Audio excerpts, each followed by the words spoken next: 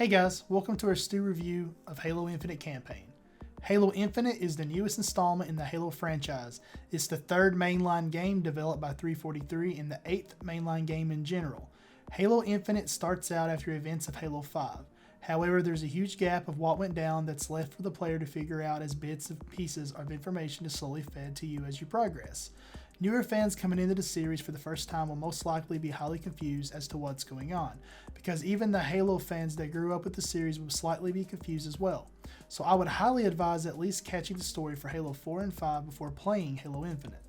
Halo Infinite starts you out in a traditional linear Halo style game. You are on a ship trying to escape doing your typical Master Chief scenarios, and it feels great. It's definitely catching that Halo vibe that we experienced as kids back in 2007 on Halo 3. You got everything from fantastic gunplay to nice smooth gun feedback feels, to even goofy grunt dialogue. It definitely sets the placement we all know and love, which is a definite accomplishment for 343 due to the lack of quality from both Halo 4 and Halo 5 from the fans' point of view. After about an hour following this linear path, you find yourself facing your first boss, Terminus. Terminus has a jetpack and is packing a Hydra. Along with him is two shield jackals. You get to experience Halo Infinite's unique mechanics as Terminus ducks, covers, and flies around to avoid your gunfire, while also having to deal with the shield jackals as adds. Once Terminus is down, you pretty soon find yourself on Zeta Halo in an open field, which is really new to Halo. An open world Halo has never been done before, and to much delight it still feels like Halo even in an open field. The game starts to become a matchup kind of feel between Halo 1 and Halo 3 at this point. The maps are huge and the enemies are spread far and wide. The way it's set up is that the main antagonist group, the Banished, have taken over the UNC bases.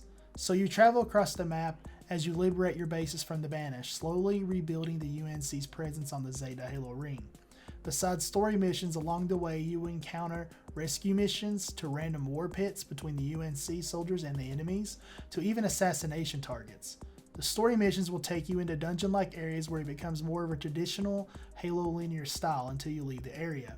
Overall, Halo Infinite's story seems to be kind of spaced out a bit, but still remains able to stay very captivative and rich. It's making you sit and ponder on how we got from where we left off on Halo 5 to where we are now. My only issue with the story is that they spaced the story out but filled in the gaps with audio logs that you can find throughout the map, which I'm not a fan of this method, but that's my overall only complaint. As of the game's current state, I would give Halo Infinite a solid rating of 8 out of 10, with the possibility of being either a 9 or even a 10 whenever they add co-op mode. This open world is too huge to not have friends running around with you. Thank you so much for watching. If you enjoyed the video, we'd really appreciate a like or a subscribe for more awesome Stu.